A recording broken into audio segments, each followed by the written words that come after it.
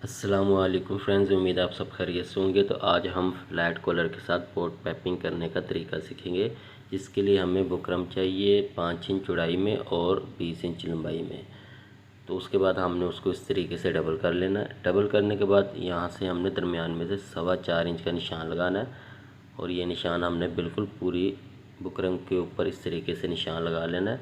और उसके बाद हमने इस निशान को इस तरीके से सीधा कर लेना है और फिर दरमियान में से हमने 3.25 इंच का निशान लगाना है। तो उसके बाद यहाँ से हमने इस निशान को इस तरीके से सीधा कर लेना है और फिर यहाँ से हमने आधे इंच का निशान लगाना है। आधे इंच का निशान लगाने के बाद यहाँ से हमने 1.25 इंच का निशान लगाना है। 1.25 इंच निशान लगाने के बाद यहाँ से हमने इस निशान से हटकर दोबारा से 3.25 इंच का निशान लगाना है। 3.25 इंच का निशान लगा के फिर हमने इस निशान को इस तरीके से सीधा कर लेना है और उसके बाद यहाँ से हमने जो 1.25 इंच का निशान लगाया है तो सेम यहाँ पर भी हमने 1.25 इंच का निशान लगा लेना है। और फिर यहाँ से हमने 1.25 इंच की गोलाई पे इसकी यानी कि यहाँ पे नोक से निशान लगाना है। यहाँ पे हम जो है फ्लैट कॉलर की गोलाई देंगे, तो 1.25 इंच का निशान लगाकर फिर हमने इसकी गोलाई दे देनी है इस तरीके से।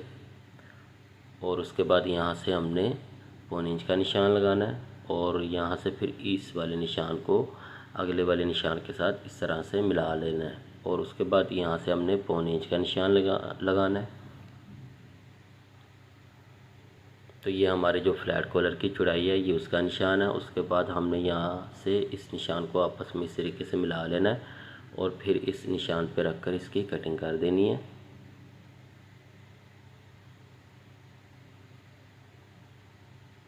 सबसे पहले हम ये वाले निशान पे इसकी रख कर कटिंग करेंगे और उसके बाद ये जो हमारा फ्लैट कॉलर है इसके बाहर वाले ये जो निशान लगाया हमने यहाँ पर रख कर हम इसकी कटिंग कर देंगे।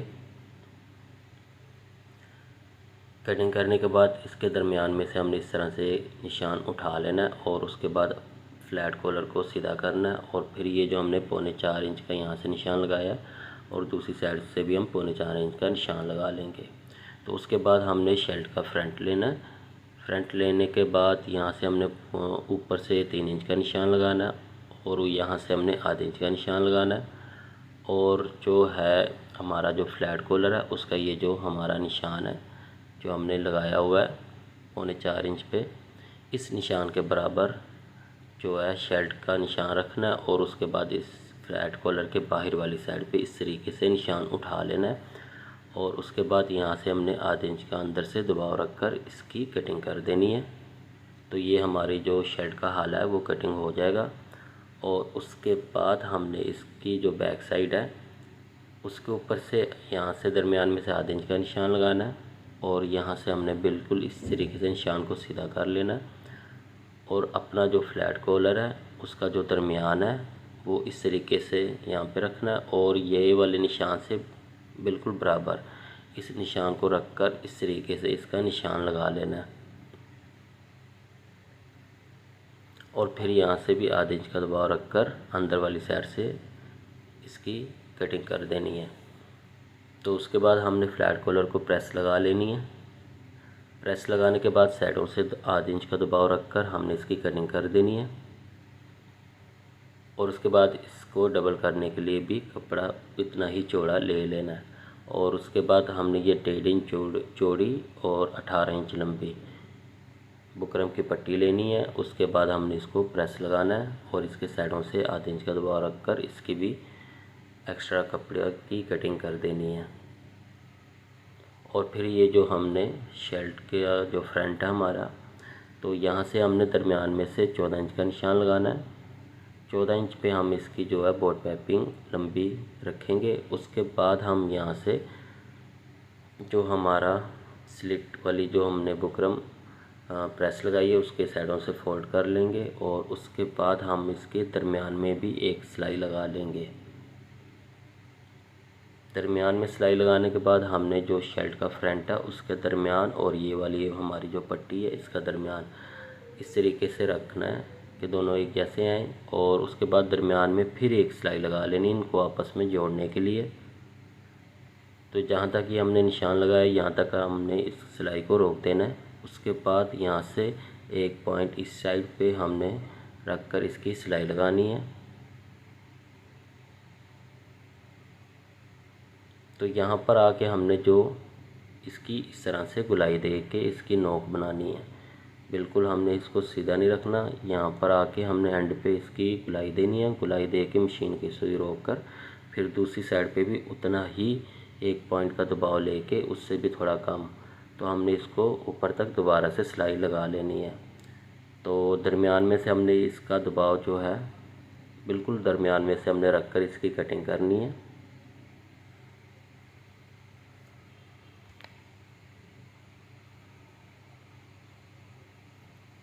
कटिंग करने के बाद हम इसको अच्छे से प्रेस लगा लेंगे। प्रेस लगाने के बाद फिर हम इसकी जो है बोर्ड पाइपिंग करेंगे। तो बोर्ड पाइपिंग के लिए हमें जो कपड़ा चाहिए 1.5 इंच चौड़ा चाहिए और लंबाई में आपने इतना ले लेना है कि हमारा दोनों साइडों पे कपड़ा पूरा आ जाए। उसके बाद हम इसको 2 पॉइंट का फोल्ड करके इसको हम सिलाई लगाएंगे। और उसके बाद ये जो हमारी शर्ट है इसकी जो उल्टी साइड है, जैसे मैंने ये रखा हुआ है, बुकरम वाली साइड ऊपर वाली साइड पे है और जो नीचे वाली साइड पे है वो बोर्ड पाइपिंग का कपड़ा हमने रखा है।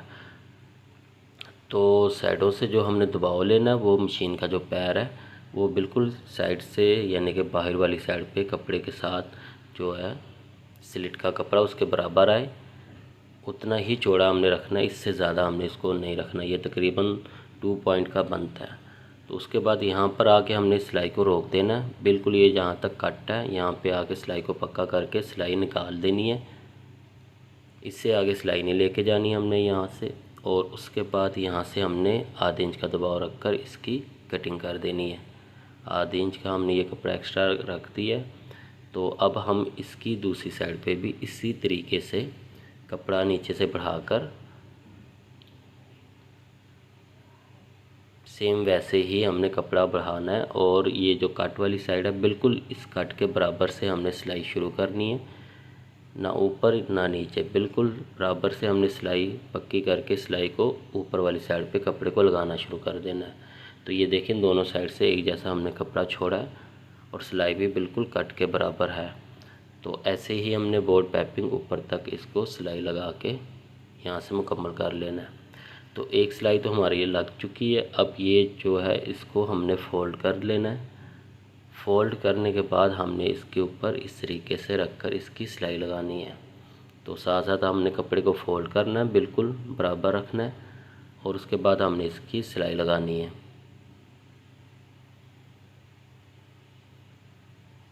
बिल्कुल हम इसकी जो है दरमियान में कपड़े के और शर्ट के कपड़े के और पाइपिंग के कपड़े में हम इसकी सिलाई लगा रहे हैं।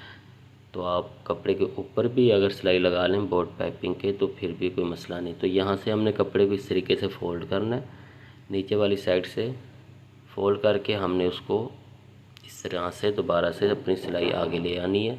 सिलाई आगे से रोक कर हमने दूसरी साइड पे भी कपड़े को इस तरीके से फ़ोल्ड करना है। फ़ोल्ड करने के बाद फिर ये कपड़े को हमने इस तरीके से अंदर वाली साइड पे फ़ोल्ड कर लेना है। तो ये जो हमारे बोर्ड पाइपिंग है फिर यहाँ से बिल्कुल सही से यानी कि जो हम सिलाई लगाना चाह रहे हैं वो लग जाएगी। तो यहाँ से आप देखें कि अभी मैं आपको यहाँ से दिखाता हूँ पिछली साइड से, तो वो देखें बिल्कुल एक जैसी बराबर आ रही है। तो सेम दूसरे तरीके से जैसे हमने लगाई है सिलाई वैसे ही यहाँ पर भी हमने सिलाई लगानी है और फिर यहाँ से ऊपर तक इसको पाइपिंग को जो है हमारी बोर्ड पाइपिंग है उसको सिलाई लगा के मुकम्मल कर लेना है। तो अब हमने इसकी जो स्लिट है वो बंद करनी है। उसके लिए हमें 4 इंच चौड़ा और 13 इंच लंबाई में कपड़ा चाहिए। उसके बाद हम उसको इस तरीके से डबल करके सिलाई लगा लेंगे। सिलाई लगाने के बाद हम इसको इस तरह से पलटा लेंगे और यहाँ से आप कपड़े को जो है साइडों से सिलाई लगा के बंद कर देंगे।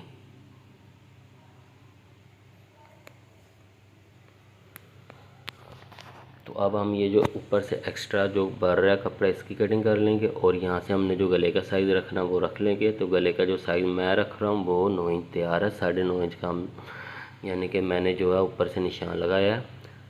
तो उसके बाद इस निशान पे रखकर नीचे वाला जो हमारा कपड़ा है उसके ऊपर रखकर हम इसको एक साइड से लगाना शुरू करेंगे। सिलाई हमने वहाँ पर ही लगानी जहाँ पर हमने पहले सिलाई बोर्ड पाइपिंग की लगाई है। तो यहाँ पर हम मशीन की सिलाई रोककर कपड़े को घुमाकर फिर दूसरी साइड पर आएंगे और दूसरी साइड पे भी सेम वैसे ही हम पाइपिंग जो हमारी बोर्ड पाइपिंग है उसके बराबर, यानी कि उन दोनों को बराबर रखकर नीचे वाले कपड़े को जोड़कर तो अपना ये जो नीचे वाला गला है ये मुकम्मल कर लेंगे। तो अब हम फ्लैट कॉलर लगाएंगे। फ्लैट कॉलर की जो नोक है बुकरम की, यहाँ से हमने सिलाई शुरू करनी है और उसके बाद हमने इसके अंदर वाली साइड से बुकरम के साथ रखकर इसको कपड़े को डबल करके इसकी सिलाई लगा लेनी है।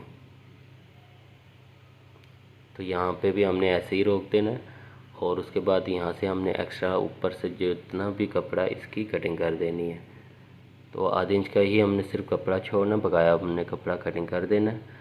कटिंग करने के बाद हमने इसकी गुलाई वाली साइड पे छोटे छोटे से कट लगा लेने हैं और उसके बाद इसको पलटा कर सीधा करके फिर इसकी अच्छे से प्रेस लगा लेनी है। प्रेस लगाने के बाद हमने ये जो एक्स्ट्रा कपड़ा है ये भी कटिंग कर देना है और उसके बाद हमने ऊपर से बैक फ्रंट को शोल्डर वाली साइड से जोड़ देना है।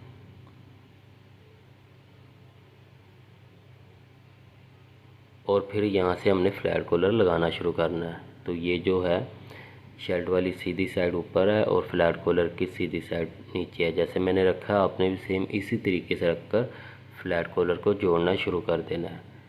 तो दबाव हमने जो नीचे वाला रखा है वो 2 पॉइंट का और फ्लैट कॉलर का जो है वो ज़्यादा है, तो आपने नीचे वाले कपड़े का कम ही दबाव लेना है। तो यहाँ से हमने शोल्डर वाली साइड से ये जो हमने फ्लैट कॉलर पे निशान लगाए हुए हैं तो इन तीनों का आपने ये देखना कि ये बराबर हैं। तो बैक से भी दरमियान बराबर आना चाहिए और शोल्डर वाली साइड से भी निशान बराबर आना चाहिए।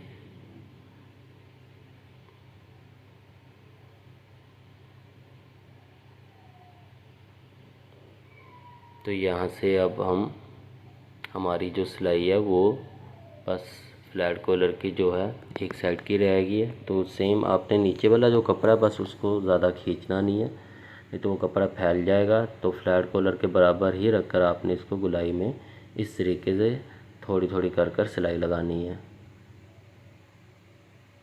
तो ये हमारा जो फ्लैट कॉलर है ये लग चुका है। यहाँ से आपने देख लेना कि यहाँ से जो नोक है वो भी बराबर है, वो भी बाहर वाली साइड पे ना निकले। तो अब हम जो है इसकी तुरपाई कर लेंगे। यहाँ पे वैसे सिलाई भी लग सकती है लेकिन मैंने यहाँ पे इसकी तुरपाई की है। तो अगर आप चाहें यहाँ पे सिलाई लगा लें।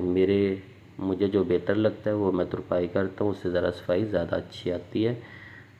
तो फ्रेंड्स उम्मीद है आपको ये वीडियो पसंद आई होगी। अगर आपको वीडियो अच्छी लगी तो वीडियो को लाइक कर दें, मेरे चैनल को सब्सक्राइब कर लें। अल्लाह हाफिज़।